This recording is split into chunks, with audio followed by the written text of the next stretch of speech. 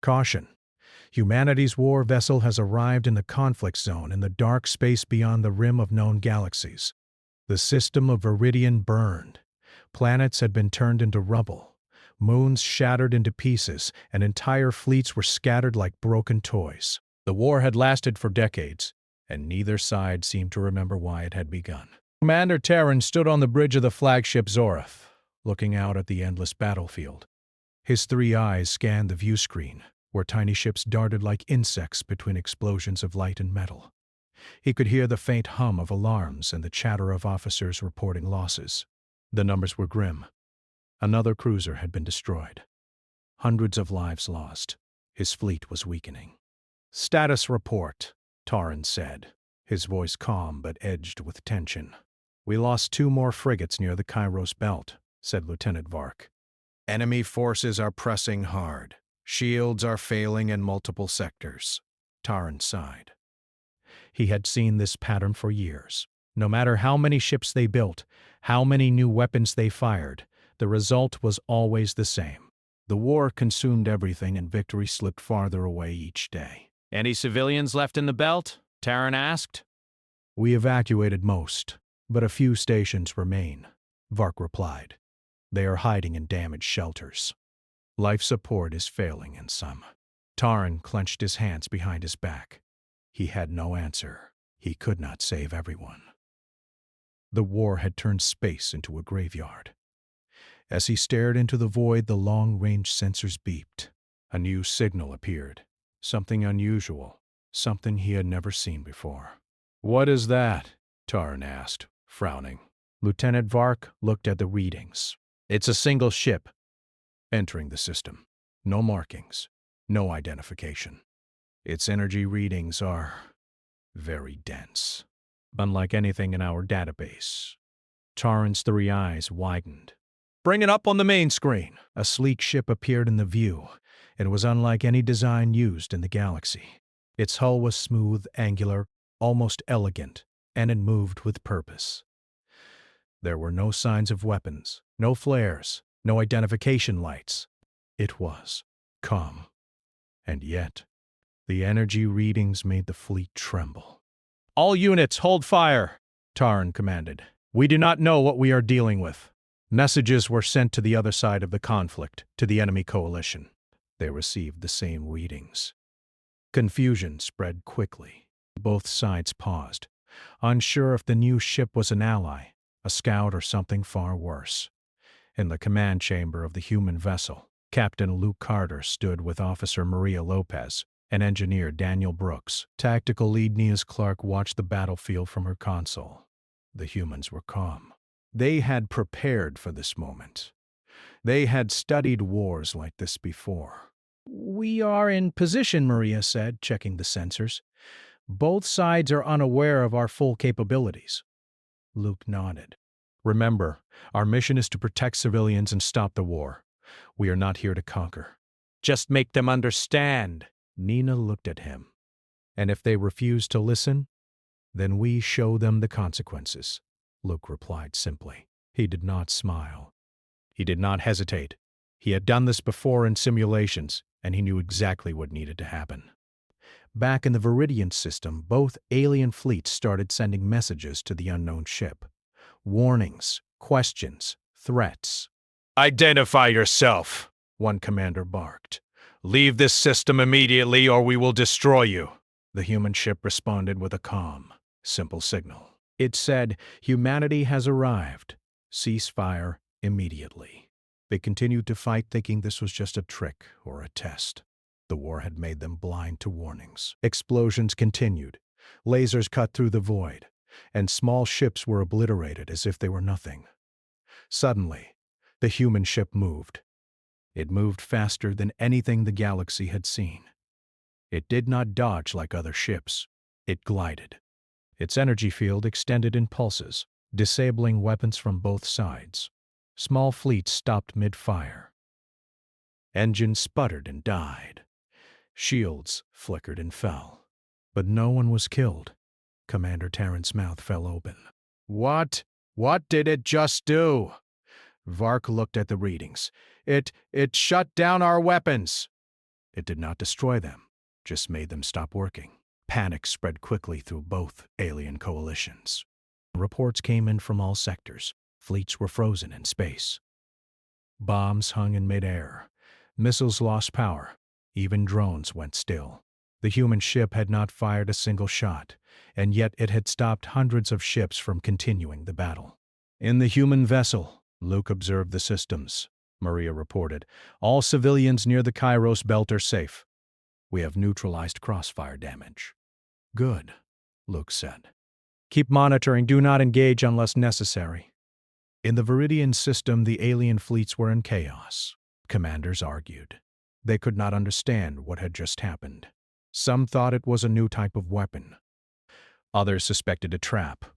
The humans had entered their war zone and changed everything without firing a single weapon. "This is not natural," one alien leader muttered.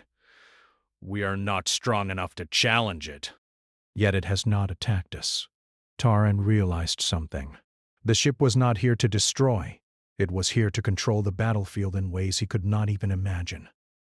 It was a force unlike anything the galaxy had seen before. Fear replaced anger in his chest. Reports came from the outer colonies. Civilians who had hidden in shelters came out. They watched the human ship from a distance. Some of them had never seen humans before. Stories of human ingenuity and power were whispered, and now they were confirmed. The ship could move faster than any fighter, disable weapons instantly, and protect lives. "What do they want?" Vark asked, still staring at the main screen. Taran shook his head. "I do not know, but we will find out soon. And I fear we are not ready for it." Inside the human vessel, Nina spoke up. "They are confused. Both sides. This is working exactly as planned. We are not just showing force. We are making them think. Make them pause." Luke looked at the battlefield. Tiny explosions and destroyed debris floated silently around halted ships. This war has lasted too long. Billions of lives have been lost. If they do not stop soon, we will have to intervene fully. We can prevent that, but only if they listen now. Back in the Viridian system, both alien coalitions sent envoys to the human ship. They wanted answers. They wanted negotiations. And yet, even as the ships approached, they kept weapons at the ready. No one trusted anyone anymore. Centuries of fighting had taught them to fear even those who claimed peace. As the sun of Viridian reflected off the cold metal of the fleets, Luke and his team prepared for the next step. They had entered a war zone where millions had already died, and yet their arrival had already saved thousands. "Prepare for communication," Luke ordered, "but remain ready." "We cannot underestimate them," Maria nodded. "All systems stable. No anomalies detected." Daniel added, "Their weapons cannot harm us. At least not with their current technology." Nina smirked slightly. "This will be a first. A war where humans do not fight in the usual way, but stop the battle before it can destroy everyone." Luke glanced at the endless view of paused ships. "Remember this, team. Our goal is peace. Humans are not the strongest because of weapons or numbers. We are the strongest because when we arrive, wars end." Commander Tarn watched all of this from the bridge of the Zorath. He realized that his fleet, the enemy fleet, and the entire war zone had no idea what they were dealing with. The humans were different. They did not play by the rules of the galaxy. They had no fear, no hesitation, no need for domination, yet their power was absolute. Panic, confusion, and curiosity spread through the alien leaders. Fleets were frozen, orders halted, and billions of lives hung in the balance. For the first time in decades, the war had stopped, not because someone had won, but because someone new had arrived. And the galaxy was beginning to understand one very simple truth. Humanity had come to the conflict zone, and everything was about to change. The Viridian system was quiet. The alien fleets hovered in space, frozen in a mix of confusion and fear. For the first time in decades, both sides of the war had stopped fighting. No one moved, no one fired, and no one dared to speak first. Inside the human vessel, Captain Luke Carter stood calmly at the center of the bridge. The soft hum of the ship's engines and the blinking lights of the consoles were the only sounds. Beside him, Officer Maria Lopez checked the long-range sensors. Tactical lead Nina Clark monitored enemy positions, and engineer Daniel Brooks ran diagnostics of the human ship's systems. "Both sides are holding position," Maria said. "They are unsure what to do next. No communication yet." Luke nodded. "Let them watch. We do not speak first unless we need to. Our presence is the message." Nina frowned slightly. "They are still armed. One wrong move and this could get ugly." "They already know we can defend ourselves," Luke replied. "We are not here to fight unless necessary. Our goal is to stop this war, not join it." Outside the human ship, alien commanders gathered their crews. Whispers spread quickly. Fleets that had been enemies moments ago now shared the same fear. No one could explain the human vessel. It did not fire. It did not move aggressively. Yet it had stopped hundreds of ships in their tracks. Commander Taran paced on the bridge of the Zorath. His three eyes scanned the silent battlefield. He could see panic in the faces of his officers. Even experienced captains trained for war were uneasy. "We need to respond," Taran said. "Send envoys. Ask them to identify themselves." Messages were sent. A single signal reached the human ship, asking for identification and intent. Luke read it carefully. "We will answer," he said, "but keep it simple." Nina typed the reply. The signal was clear, concise, and calm. "Humans are present. We will protect civilians. Cease fire immediately." Seconds passed. No reply came. The alien fleets looked at each other, unsure if they should believe it. Centuries of war had taught them that peace offers were usually traps. Suddenly, a distress signal came from a civilian station near the Kairos belt. It was damaged, partially destroyed and under fire from stray lasers from both sides. The humans did not hesitate. "Maria, take us to the Kairos belt," Luke ordered. "We cannot allow civilians to die." "Course plotted," Maria replied. The ship moved. It glided through space faster than any known craft, weaving between debris and laser fire. Within minutes, they reached the station.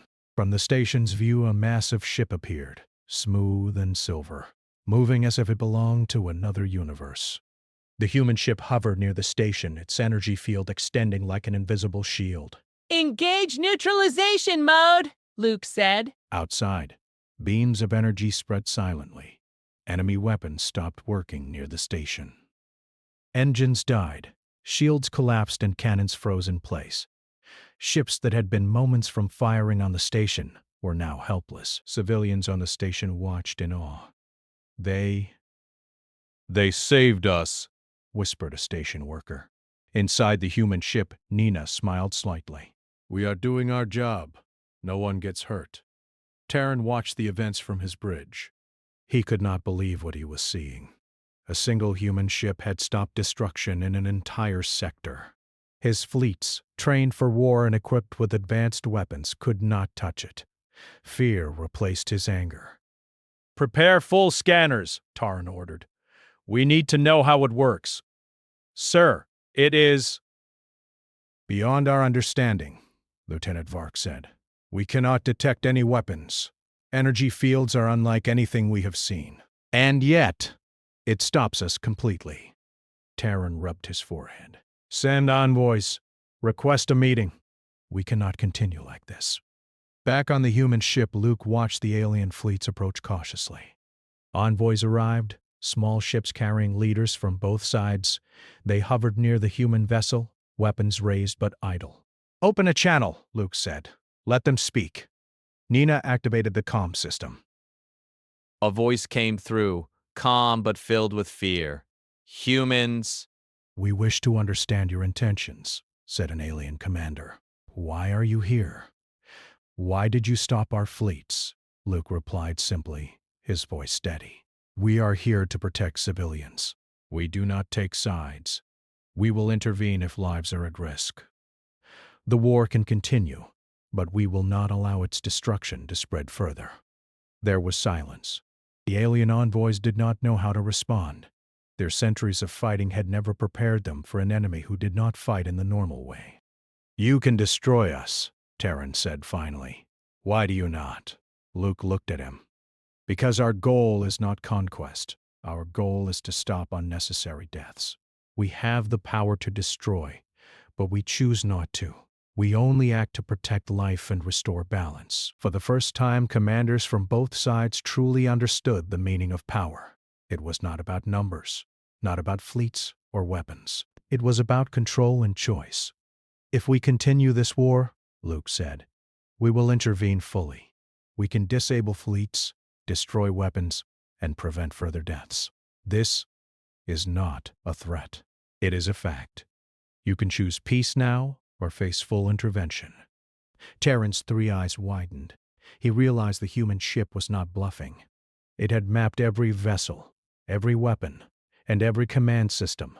The humans could end the war instantly, but they had not. They had acted with restraint. The alien envoys turned to each other. Fear spread. They had underestimated humans. They had assumed humans were like other species, aggressive, greedy, and power-hungry. But these humans were different. They had control, focus, and calm. They had arrived, and suddenly the war seemed meaningless. "On the human ship," Maria reported, "all civilians are safe. No collateral damage. No lives lost." "Good," Luke said. "Now maintain observation. Continue to monitor both fleets. They must understand we are watching and we will act if necessary." Taran realized that the humans were not here to fight. They were here to enforce responsibility. A warning spread quickly among the fleets. If the war continued, the humans could end it completely. Weapons could be neutralized, ships immobilized, and entire fleets rendered useless. The humans had already shown what they could do. This changes everything," Taran said. "We cannot fight them. And yet, we cannot fully trust them." "Sir," Bark said, "they saved thousands today. Civilians would have died if not for them." Taran nodded slowly. "Perhaps that is the point. Humans are not about destruction. They are about balance. And balance is something we have lost long ago." As the day ended in the Viridian system, the human ship remained above the Kairos belt. Its lights shone softly across the dark space, a symbol of calm in the midst of chaos. Crews of alien ships watched from afar. Fear, respect, and confusion filled them all. "We are changing history," Nina said quietly. "Yes," Luke replied. "One intervention at a time. Humans do not ask permission. We act where necessary. And when we arrive, wars end." Far across the system, signals began to spread. News of the human vessel traveled faster than light-speed communications. Colonies, stations, and fleets all learned the same truth. Humanity had arrived. They were not like any other species. They were calm, precise, and capable beyond imagination. And in the alien commanders' hearts, a new thought formed. If humans were here, no one could continue the war without facing their judgment. The silence in the Viridian system grew heavier. Fleets that had been ready to destroy each other now hovered, motionless, unsure of the next step. Every commander understood the same simple truth. Humans had entered, and everything had changed. The human ship, meanwhile, continued its silent observation. No weapons fired, no fleets destroyed, yet billions of lives had been protected. The human crew worked calmly, monitoring systems, analyzing movements, and preparing for the next moments. They had come to the conflict zone for one reason: to stop needless death and force understanding. In the bridges of alien ships, commanders whispered the same question. Who were these humans, and how could a single vessel hold so much power? Luke looked at the silent fleets through the viewport. He knew the next step would be critical. The humans could wait. The humans could observe, but soon the aliens would have to choose: stop the war or face full intervention. And Luke was ready. For now, humanity's presence alone was enough. "Perfect!" Here's part 3 of your HFY story, written in simple and basic English, third person and fully interesting, around 1600 words. Part 3. The demonstration the Viridian system was silent. The alien fleets hovered in place, unsure of what to do next. Centuries of fighting had taught them to rely on weapons, strategy, and fear. But the humans had changed the rules. A single vessel had stopped hundreds of ships, saved countless civilians, and done it without firing a single destructive shot. On the bridge of the human ship, Captain Luke Carter stood at the center, watching the fleets with calm eyes. Tactical lead Nina Clark monitored the alien formations, while Officer Maria Lopez checked the energy fields that protected both their ship and nearby civilian stations. Engineer Daniel Brooks ran diagnostics on every system to ensure full operational readiness. "They are preparing something," Nina said.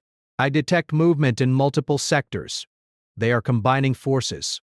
Let them," Luke replied. "We will show them what humans do when they continue a war despite warnings." Across the system, alien commanders were nervous. The fleets that had once fought each other were now quietly communicating. They decided to strike the human vessel together. Hundreds of ships moved into position, forming an overwhelming force.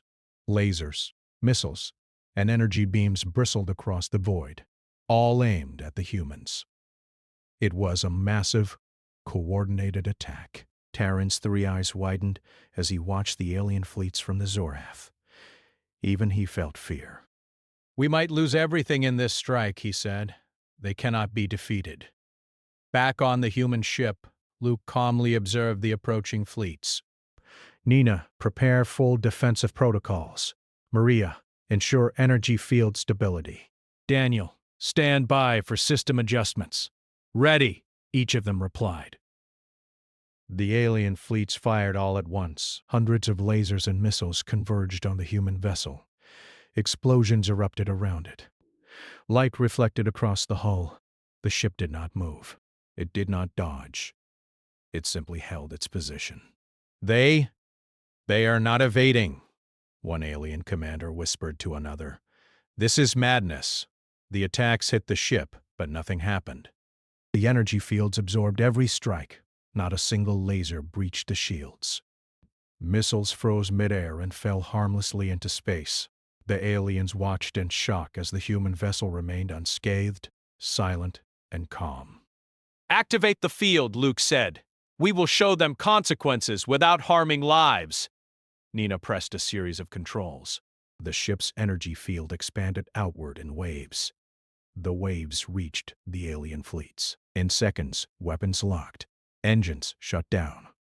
Communications failed. Entire fleets became helpless. Ships drifted in space, unable to move or fire. The alien crews were frozen, staring at their consoles, unable to comprehend what was happening. Terran felt a cold fear spread through him. His fleet, trained for war, was completely neutralized. The enemy fleet was frozen as well. Billions of lives hung in the balance. And all of it was caused by a single human ship.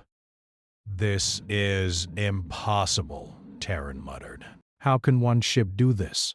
Luke activated the communication system. A calm, firm voice spread across the system. "We can destroy you. We choose not to. Stop this war or we will act fully. Your weapons, fleets, and systems are no match for us if we decide. The choice is yours." The silence that followed was heavy. Alien commanders could not speak. Crews looked at each other in disbelief. The humans had the power to end the war instantly. They had demonstrated it without killing a single alien. "We are witnessing history," one alien envoy whispered. "A species that does not attack but controls the battlefield without violence." They can destroy everything we have built," another replied. "And they do not even need to." Inside the human ship, Maria reported, "all civilian sectors remain safe. No damage to structures or stations. No lives lost." "Good," Luke said. "Nina, maintain observation." "Let them see we're not bluffing. Daniel, continue monitoring energy outputs and fleet status." The alien fleets began to slowly realize the humans were not playing games. They were not here for conquest or dominance. They were here to enforce responsibility, to stop the war, and to protect life, The humans had power, but they had chosen restraint. Terran turned to his officers. Send envoys. Request negotiation. We cannot fight them. We cannot ignore them. They will intervene fully if we continue. The alien envoys moved toward the human ship cautiously. Their weapons remained ready, but they did not fire. Their crews whispered fearfully among themselves. Centuries of war had taught them to distrust others, but the humans had shown they were beyond normal rules. They have stopped hundreds of ships, one alien leader said quietly. Our weapons, our fleets, none of it matters. We must negotiate, another replied. This is not a threat. It is a fact. On the human vessel, Luke watched as the envoys approached. Prepare a calm message. Do not threaten. Explain the consequences clearly. Nina activated the communication system. We do not destroy unless necessary, Luke said. Our goal is peace and protection. If the war continues, we will intervene fully. Your weapons and fleets will be neutralized. Billions of lives are at risk. Choose peace. Silence filled the void. Alien commanders could not respond immediately. Their crews looked at consoles, trying to understand the human power. No calculations could predict it. No strategies could counter it. The humans had changed the battlefield in ways no one had imagined. We are witnessing a new form of strength, Terran said. It is not force or numbers. They is control, restraint, and understanding. They have arrived. And the war is over unless we choose otherwise. Reports came in from outer sectors. Civilians who had been hiding in shelters and stations looked at the human ship. Some cried. Some whispered stories of humans' power spread across the system faster than light. They were no longer a distant species. They had arrived, and everyone knew it. We can end this, Luke said, but we wait. Observation first. Lessons second. Intervention only if necessary. Maria nodded. All systems stable. Energy waves are holding. No breaches detected. Good, Luke said. This is a demonstration. They will understand we have the power to stop the war. They must learn that humans act with responsibility, not aggression. Terran's three eyes shifted uneasily. He looked at the frozen fleets. Centuries of fighting had not prepared him for this. A single species, a single ship, had controlled hundreds of ships and fleets without violence. It was impossible, yet it was happening.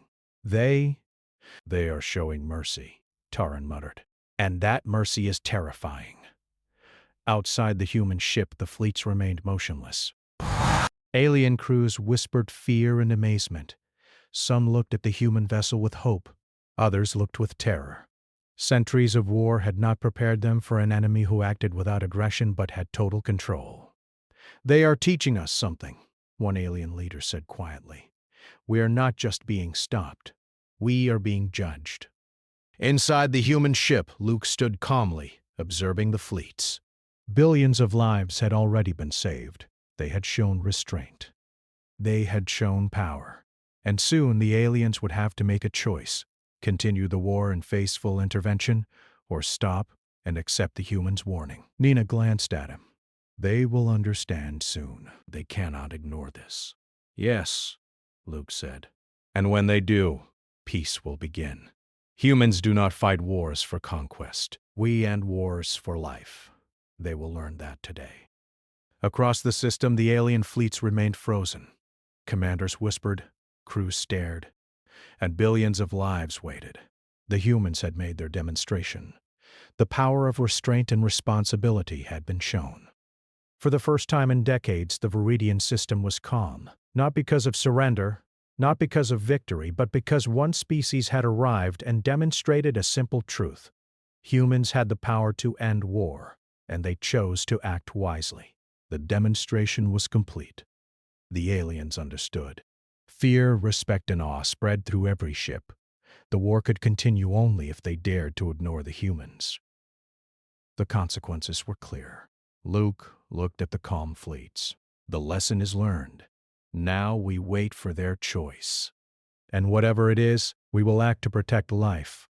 And in the silent void of Viridian, the human ship shone brightly, a symbol of calm, power, and responsibility. The demonstration was not just power, it was a warning. And everyone in the system knew it. The Viridian system was quiet. Alien fleets floated motionless in space, frozen by the demonstration of human power.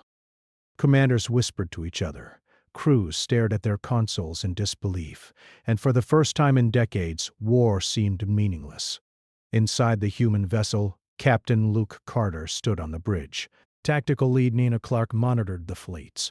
Officer Maria Lopez checked energy fields, and engineer Daniel Brooks ran final diagnostics on the ship. Their work was precise, calm, and focused. They had shown the aliens what humans could do. But now the real task began. "Prepare communications," Luke said. "They need to understand our position clearly. Observation and demonstration are over. It is time to give a warning." Nina activated the comm systems. The human ship's calm, firm voice echoed across the Viridian system. "We are here. We have protected civilians. We have demonstrated our capabilities. If the war continues, we will intervene fully. Your weapons, fleets, and stations will be neutralized. Billions of lives will be at risk. This is not a threat. It is a fact. Choose peace." Silence followed. Alien commanders could not respond immediately. Centuries of fighting had taught them to rely on aggression and power. Now they faced a species that did not fight like any other. A species that had the power to destroy fleets but chose restraint. Commander Tarran's three eyes moved nervously as he studied the motionless fleets. He realized the humans were different. They were not here to conquer, not here to exploit, not here to enslave. They were here to enforce responsibility. "We must respond," Tarran said finally. "We cannot ignore this. They are beyond anything we can fight." Envoys approached the human ship cautiously. Small vessels carried leaders from both alien coalitions. Weapons remained ready, but the envoys did not fire. Centuries of distrust had not prepared them for this. They had no idea how to respond to a species that combined restraint with power. "Humans," Tarran said through the communication channel, "we acknowledge your presence. We see your power. We understand your warning. But we do not fully understand your motives." Luke replied calmly, "Our motive is simple. We are here to stop unnecessary deaths. Your war has already destroyed billions of lives. We will not allow more to die if we can prevent it. Our goal is not conquest. It is protection and balance. Continue this war, and we will act fully. Your weapons will be neutralized, fleets immobilized. You have been warned." The alien leaders were silent. They had no answer. Their fleets were frozen. Billions of lives hung in the balance. They realized they were no longer in control. Humans were in control. And they had shown that control without a single life lost. "Your mercy, it is terrifying," one alien envoy said quietly. "You could destroy us all, and yet you do not." Luke nodded. "Mercy is not weakness. It is choice. We act to protect life. If you continue destruction, we will act decisively." "This is your opportunity to stop. If you refuse, consequences will follow." Outside, the fleets remained motionless. Commanders whispered warnings to crews, trying to explain what had happened. The humans had not fired a single destructive shot, yet they had demonstrated the ability to control hundreds of ships and entire weapons systems. "We cannot fight them," one commander said. "And yet we cannot fully trust them either." Tarran's voice was quiet but firm. "We have no choice. We must comply. The humans will not be denied if they act." Over the next hours, alien leaders negotiated among themselves. Centuries of war had taught them to rely on force, but force had failed against the humans. Slowly, they began to send messages of ceasefire and compliance. Fleets began to power down voluntarily. Weapons were disengaged. Engines restarted only for basic navigation. The humans' warning had been received and understood. Inside the human ship, Nina monitored every fleet. "They are responding," she said. "We can see ceasefire signals spreading system-wide." The civilians are coming out of hiding. Maria smiled slightly. "Billions of lives saved without a single destructive shot." Daniel nodded. Our systems held perfectly. No issues detected. Luke looked out at the calm fleets. This is the point. Humans do not need to fight to end wars. We intervene responsibly. We protect life. That is what makes us strong. They will remember this day. As the day progressed, the alien fleets began to withdraw from battle positions. Stations and colonies came back online. Communications between former enemies restarted slowly, cautiously. Commanders understood that continuing aggression would invite full human intervention. Taran watched from the Zorath. He had seen countless wars, countless strategies, countless victories and defeats, but he had never faced an enemy like this. A single species, acting with restraint, had forced billions to comply without destruction. He understood a truth he had never considered. Humans were not strong because of weapons or numbers. They were strong because they made decisions that others could not. They are different, Taran whispered, and the galaxy is no longer the same over the next weeks. Humans remained in orbit. They did not attack, they did not interfere unnecessarily. They monitored the system, ensured civilian safety, and allowed alien leaders to negotiate. Their presence alone kept the peace. Colonists and station workers watched the human ship in awe. Stories spread across the system. The humans had arrived, stopped wars, and protected lives without firing a single destructive shot. The legend of the human vessel grew faster than light itself. "We have done our part," Luke said quietly on the bridge. "The rest is up to them. We have demonstrated our capabilities. We have given warning. Now they must choose peace." Nina nodded. "We have saved billions. We have made a difference." Maria looked at the calm fleets. "I hope they understand fully. The humans gave them mercy." "They will," Luke said. "They have no choice. Humans do not threaten without reason. We act when necessary. The system will remember today for centuries." Commander Taran continued to observe. He had learned something important. Humans were not just another species. They did not conquer. They did not rely on fear alone. They acted with purpose, responsibility, and absolute control when needed. The galaxy had never seen anything like them. Finally, Luke activated a system-wide broadcast. His voice echoed across the Viridian system. "This conflict zone is under human observation. Continue this war, and we will intervene fully. Choose peace. Protect life. That is your responsibility. The humans have arrived. Do not forget it." As the broadcast ended, silence filled the system. Alien leaders stared at their consoles. Crews whispered in disbelief, and civilians looked at the sky in hope. The humans had made their warning clear.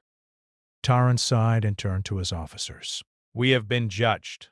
We have been warned. We will comply. The humans are different, and we must respect that." Over time, fleets withdrew to safe positions. Colonies rebuilt. Negotiations began. Humans remained, observing, ensuring compliance. Their mission was simple: protect life, enforce responsibility, and ensure the system never returned to war. Luke looked at the calm void of space from the bridge. This is what humans do. We do not seek war, but we end it. We act decisively when necessary. The galaxy will remember today. They will know the humans are not like any other species. Outside, the human ship shone softly against the darkness. It was a symbol of hope, power, and restraint. Billions of lives had been saved. Centuries of war had been halted. The galaxy had learned a new truth. Humans had arrived, and their presence meant the balance had shifted forever. And in the minds of every alien commander, one thought remained clear: humanity was not to be underestimated. Not because they could destroy, but because when they arrived, wars ended. The Viridian system was quiet, but the echo of humanity's warning would last forever.